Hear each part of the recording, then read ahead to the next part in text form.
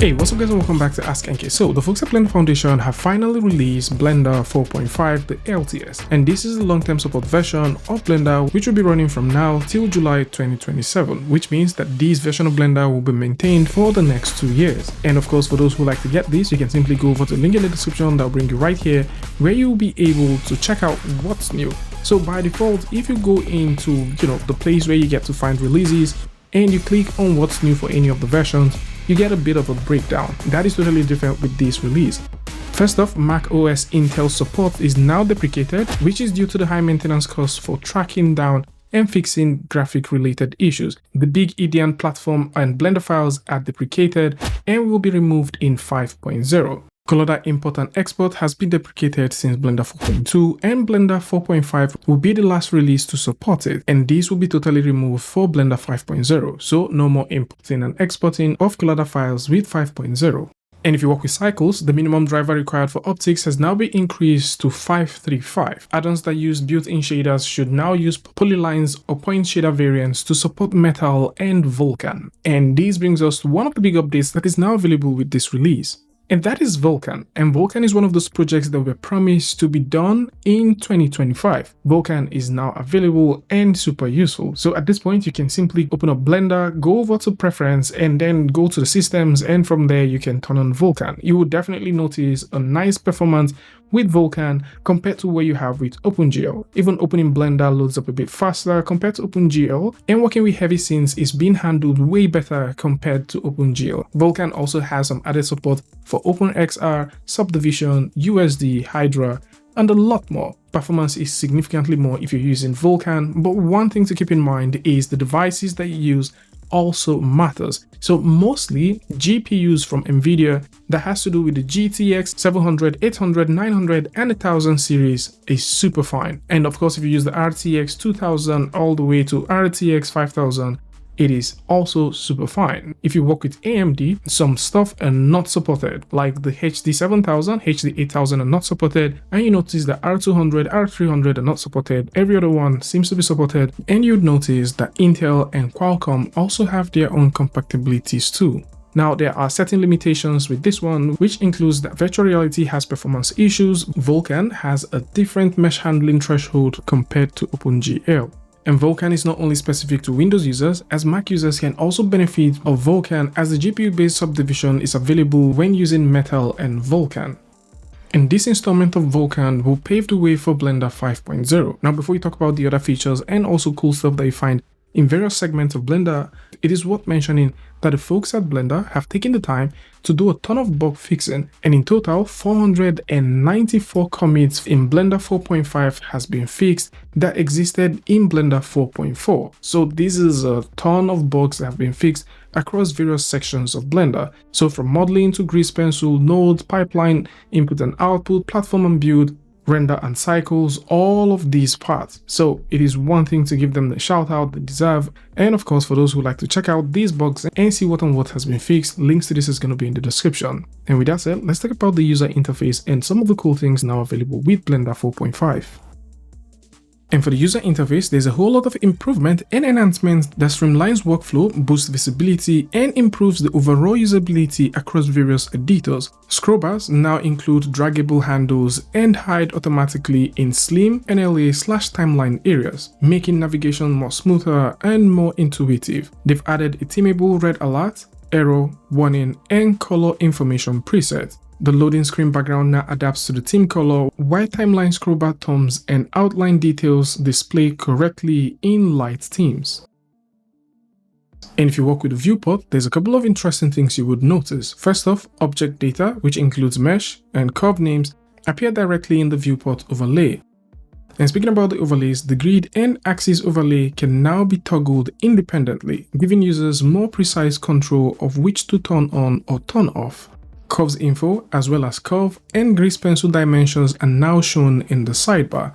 The active spline panel has also been relocated to the viewport items region. Dragging collections into the 3D view now automatically snaps them on surfaces or grid. There's an improved icon and label spacing for the asset browser and asset names in the thumbnail display mode are drawn up to 2 lines, and with 4.5, you can now replace the image representation of your asset within your asset browser. And this works with assets in the local file.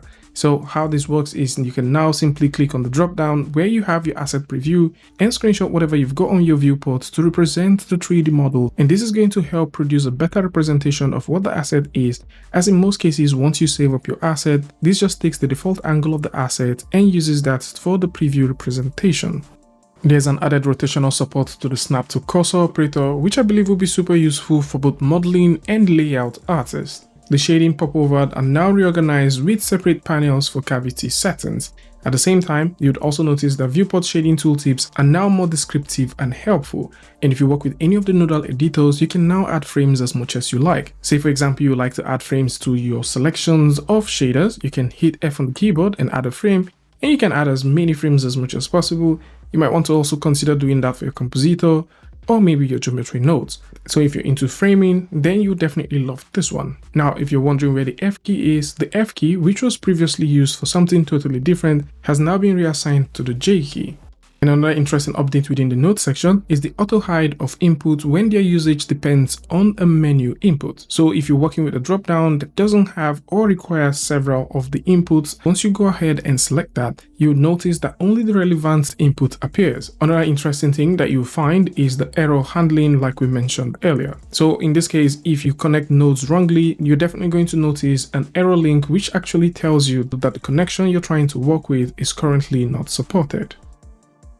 When it comes to interaction, one of the noticeable things is this. If you do work with a mouse that has several scrolling types, for example the MX Master, you would notice that the vertical scroll is now available. So for example, within the timeline, we can now use the vertical scroll to scroll left and scroll right, instead of using the middle mouse button to scroll from the middle all the way out. Another place you might find this very useful is in tight corners like this. Say for example, we would like to scroll to a certain path, you can use that to perform that vertical scroll. Something else which is also impressive is right here within the properties section, you can now choose what you would like to have in sync with the properties, and this includes all of these buttons that we can turn on and turn off. So you can choose to turn on or turn off the render, the output, the view layer, scene, world, collection, object, and so on. And this makes it a bit more easier for you to be able to customize the properties section and focus on what matters. And when you get to save your files now, once you click on the file button and initiate a save of your project, there's now a difference between when you save as a copy, and also save incremental. All of these now have a message which actually specify exactly what the action is rather than just having it as saved by default. There's also this very interesting update that has to do with the sidebar. So for example, if you have any of these items selected, and this will be super useful for those that have tons of add-ons.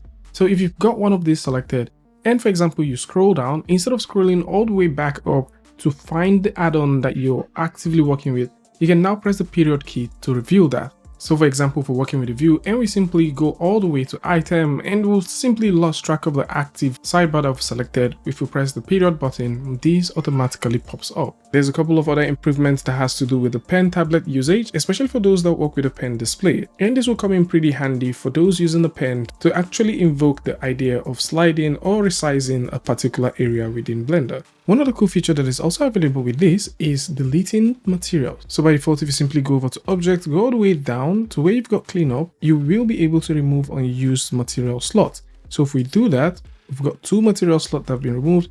However, in 4.5, you can actually proceed to delete or remove all the materials that comes with any of the files that you're working with.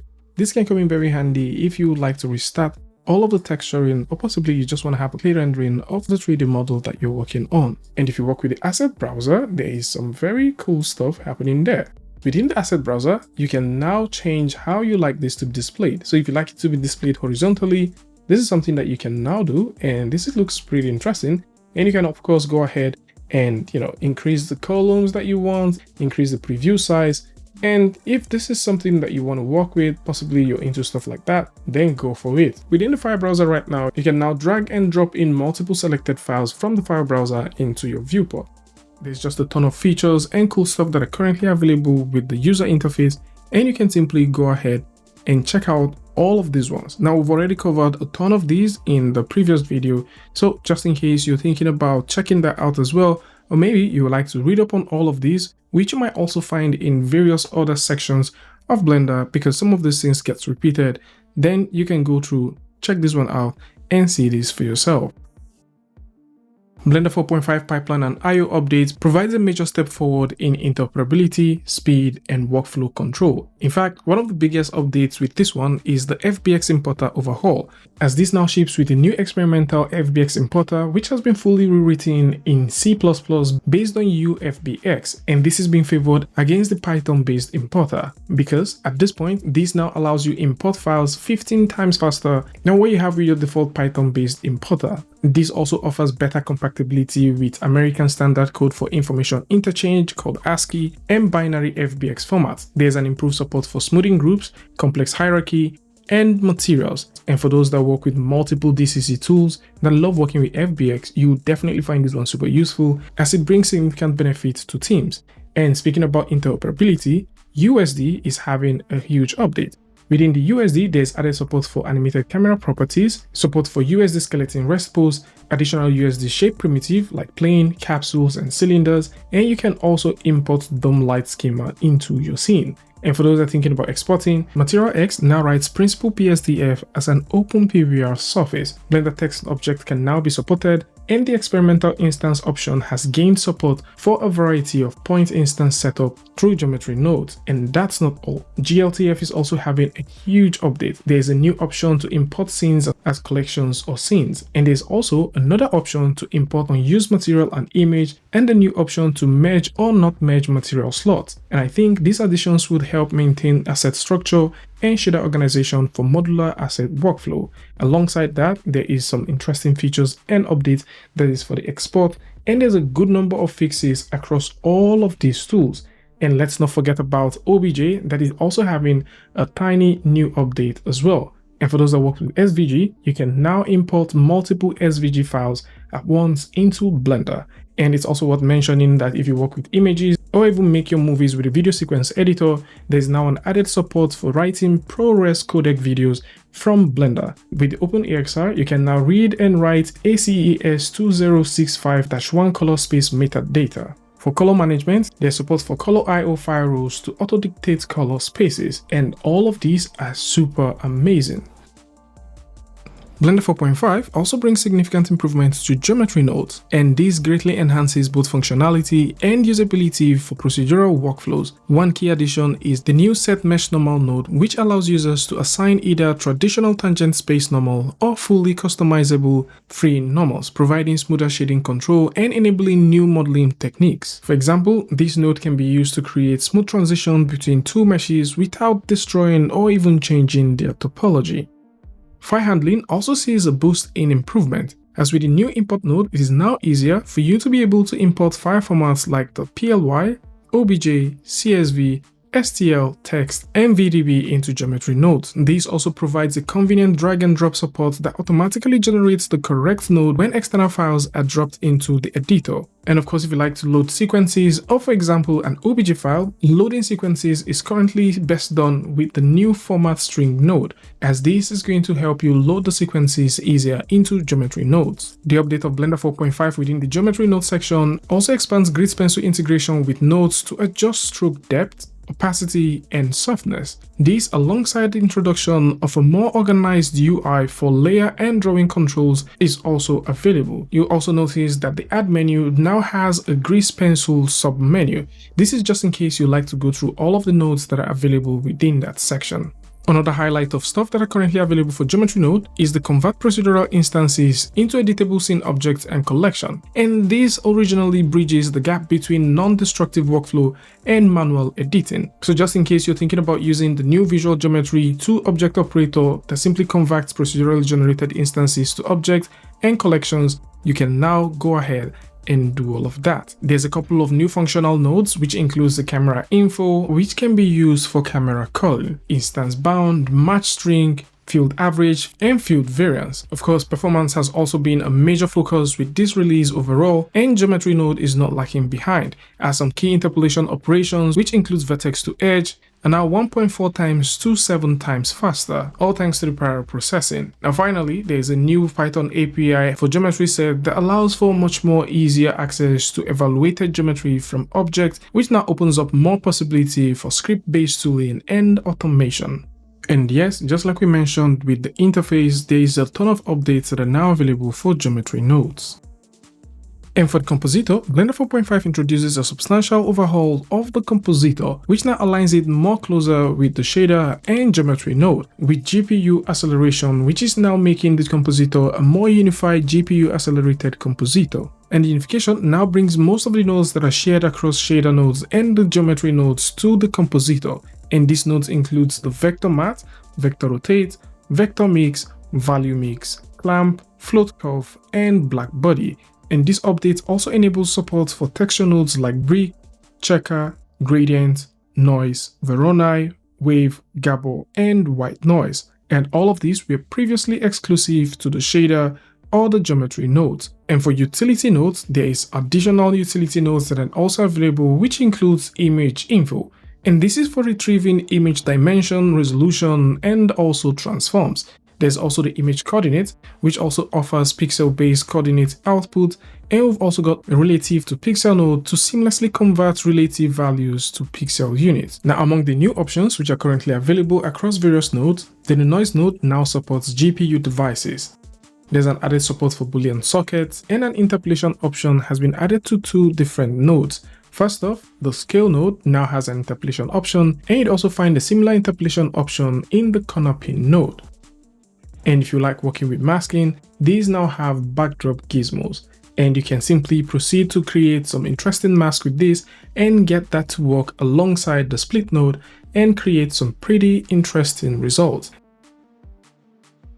And if you have compositions that has a bit of glare, there is now a clamp input that has been added to the glare node that you can turn on or turn off, and this basically would clamp the highlights.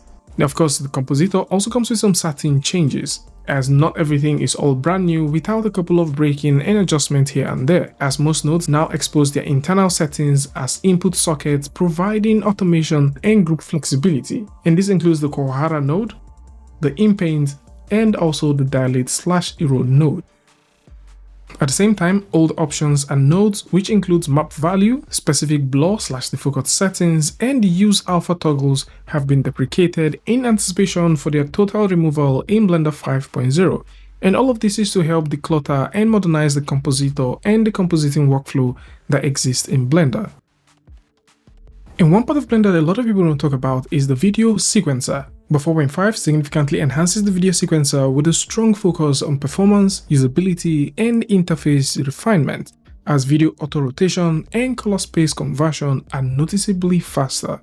The preview gains advanced snapping for 2D cursor, HDR support, mute and unmute operator, and mirror functionality. And at the same time, you'd also notice that there is an adjustable strip image pivot point that can be changed without affecting image translation. And so, just within the preview, there is already 5 interesting updates. The timeline is also having its own set of improvements. There's a new snap to frame range operation, dynamic resizing that reveals additional channels and frames, live frame rate/view transform that automatically updates in the status bar, and a fully refactored sleep tool. And for the sleep tool, if you work with DaVinci Resolve, you definitely find a similarity, as these would allow you to sleep through different clips. There's a beautiful update to the blade tool, as it now has its own cursor, and if you have multiple clips selected, the handle selection is now copied to all selected strips. So you can simply adjust the strips, and if they are all connected, they will be adjusted automatically. And under the hood, there's a couple of other interesting things. Cache settings are made simpler, keymaps are now standard across editors, sound offset properties are now relocated to the time panel, and scene strips are now invalidated when their source scenes are rendered. Of course, these are changes, and a couple of things have been removed as well. And this includes the timeline background options, which has now been removed, the redundant effect operator, the change effect input operator has also been removed since it's very identical with the swap effect input, and overdrop effect and blend node has also been removed as well. Blender 4.5 also brings with it some noteworthy enhancements to modeling and UV, and this focuses on improving control, performance, curve workflows, and UV editing. And for curves, there's a multiple essential operator that has been implemented for the newer curve types, and this includes separation, join, convert attributes, and split, bringing the edit mode functionalities closer to mesh workflows.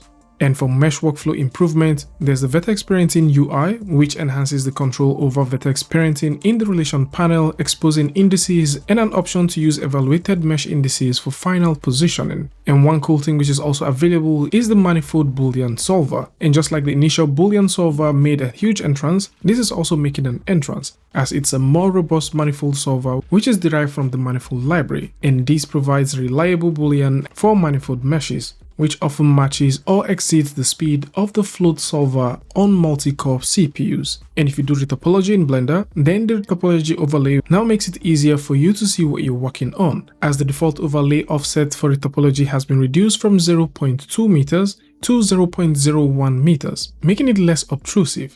And still speaking about modeling, there is a good update to point clouds, which is now fully supported and no longer experimental, and we've also got an update with the UV editing. And just like we mentioned in the beta video, if you simply go over to your image editor at this point, you can use the UV masking and paint modes to display UVs from all selected objects. And this is regardless of the current object mode. So whether you work in object mode, sculpt mode, you can now see your UVs, and this would enhance multi-object UV workflow. Sculpt Paint and Texture gets a couple of updates for Blender 4.5, as Blender 4.5 revamps the Sculpt mode by introducing a mask by color operator, which you can definitely find within the mask menu, and this enables sculptors to quickly isolate areas based on vertex color for greater control during masking. Property changes in weight paint and vertex paint mode now properly register in the undo history, and this streamlines the workflow and makes painting adjustments quite reversible. There is a major update that is also available with the sculpting branch, and this is the addition of the previously mentioned new manifold Boolean solver. And in this case, this is for trim tools, and this offers a much more faster and reliable cut on manifold geometries compared to existing solvers, as this gives a much more better performance and reliability when compared to other modes. So you can see what the exact mode looks like, what the float mode looks like, and what the manifold mode looks like when you're using the trim tool. And for brush asset, there's a tiny boost that is now available for that, as asset can now be duplicated within Blender files, and brush asset previews can be captured via screenshots. The painting workflow across Sculpt, Vertex Paint, and Texture Paint modes now supports hue, saturation, and value randomization per stroke or across the entire strokes. And this is perfect for adding organic color variation on a model. And for those that work with pen tablets or displays, the tilt input is now supported for brushes such as the draw sharp, plane, and clay strip. Additionally, brush performance on base and multi-res meshes has been optimized. There's a couple of interesting performance that is also available, and this includes that the sculpt brush performance has been improved when working with meshes that has the multi-resolution modifier active on high vertex count meshes. Node 2 performance for simpler changes has been greatly improved, and the clay strip brush has received various optimization to become about 1.22 times faster. Grease Pencil gets enhancement in Blender 4.5 with a deeper procedural and fill tool improvement, and this includes support for modifier filtered by layer groups and the full set of node tools integration, just like we mentioned when we talked about all of the stuff that is currently available for Grease Pencil within the geometry section. The fill guides, formerly known as boundary strokes in Blender 4.2 LTS, are special helper lines you can draw by simply holding down Alt alongside the left mouse button while using the fill tool. These now manually close gaps between strokes to ensure the fill area is properly closed. There's also an option in the fill tools advanced menu, which is the auto remove fill guides, and these automatically deletes the guides after the fill has been applied. And for anti-aliasing, there is a new super sampling anti-aliasing method for Grease Pencil. This now offers a higher quality stroke smoothing compared to the existing sub-pixel morphological anti-aliasing. The super sample anti-aliasing is still used for both viewport and final rendering. Alongside that, there's a couple of cool operators that are also available for Grease Pencil, and they include the mask with layer above and mask with layer below, and these can be found within the extras menu of the layers panel. They've also added the split operator from Blender 4.2 LTS with a shortcut change to Shift+V. Of course, we've talked about the remove fill guides, which you can also find within the grease pencil cleanup menu. They've added an outline edit mode operator as well from Blender 4.2, and the convert curve type operator has been added, and this is set to be a better replacement to the set curve type operator. And for viewport, they've added an option to show only onion skinning. And if you're thinking about exporting stuff from grease pencil, the SVG exporter can now export an animation with multiple frames, and users can now choose between a selection of frames or the whole scene range when exporting. Blender 4.5 introduces a comprehensive list of improvements across its rendering pipeline, from lighting to EV, rendering outputs, and cycles. For the render output, this now comes with enhanced output format that now supports alpha channels in BMP files, extended bit depth options, FFVI codec video exports, and additional metadata that now captures pixel density and aspect ratios. And this now provides more control and fidelity for image and video exports. The lighting workflow also receives a significant upgrade with the addition of 3 powerful controls, and this includes an exposure slider that now uses a logarithmic scaling for a more intuitive intensity adjustment.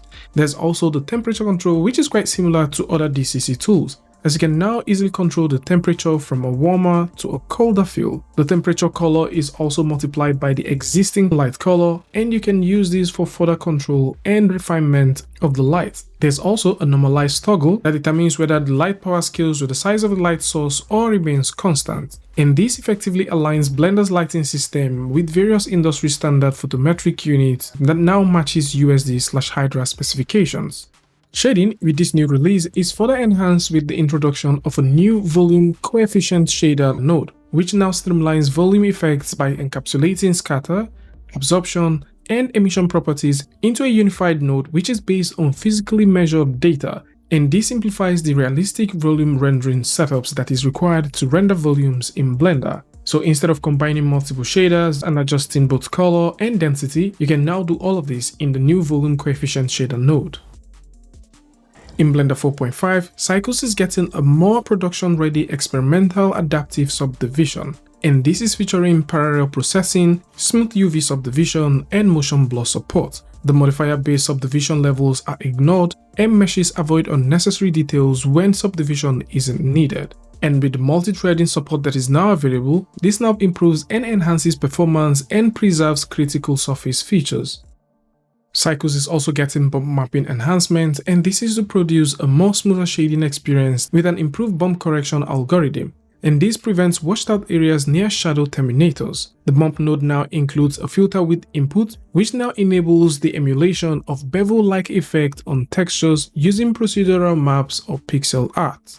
There's also the introduction of custom cameras, and this is in addition to the built-in camera types that deals with panoramic, orthographic, and perspective, as it's now possible to implement custom cameras using open shader language, and this can be enabled independently of OSL shading, but requires hardware support and therefore currently limited to CPU and optics devices. And just like we mentioned in the beginning of the video, there's a couple of GPU supports that are now available with Blender 4.5. Eevee is also getting tiny but yet very cool updates as well, and one of the updates/feature deals with the shadow terminator bias, and this is to fix lighting artifacts, and mostly this is for low poly geometries. Eevee is also getting the reverse Z depth buffer support, which is a new algorithm that has been implemented to reduce the depth buffer artifact caused by a long viewing distance. There's also the improved texture loading, faster startup, and multi-threaded shader compilation, all thanks to the Vulkan backend that we mentioned earlier in the video.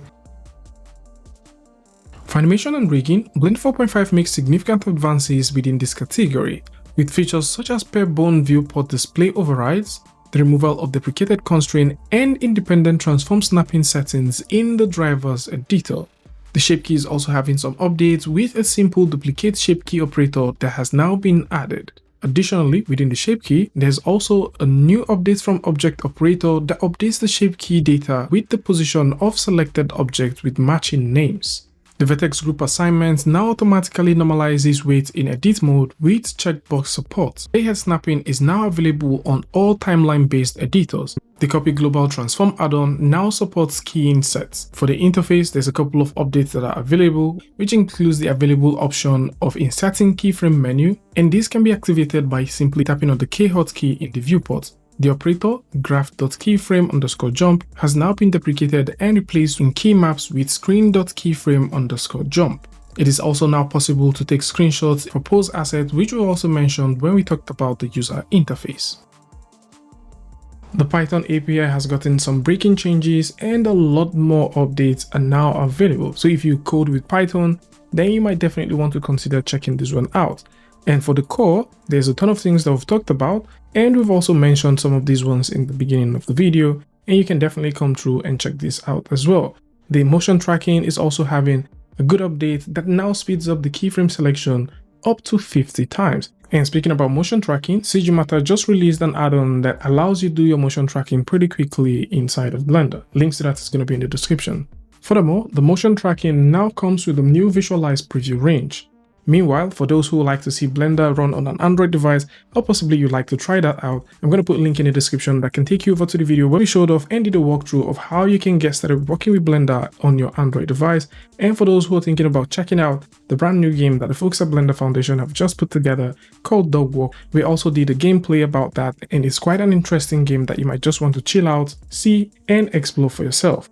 Interestingly, there's a free Blender add-on that I think a lot of you guys are not working with. Blender Kit is a beautiful add-on that you can use inside of Blender totally for free. And the idea behind this is for you to be able to have access to tons of 3D assets and also materials right inside of Blender. This is totally free, so you can simply go ahead and download it and start working with it. At the same time, there is also a premium section where you can find some stuff that are paid for. At the same time, if you would like to learn more stuff about Blender, then you can also go over to the folks at Superhive. They're currently doing an educational bundle sale right now, which is pretty relevant to a lot of things that you might want to learn about Blender. So you can also go ahead and check that out as well. There's a couple of, cool, new, interesting, discounted add-ons that are currently available. We'll possibly make a video about that one. So links to that as well is also going to be in the description. So do well to check it out. So this is it. A huge shout out to the folks at Blender Foundation for putting this together. And of course, a huge shout out to everyone for making this possible. Tell me what you guys think about this one in the comment section. And of course, if you like this video or you learned something from this, you can go ahead and give a like and don't forget to share with a friend. And until I see you guys in the next one, peace.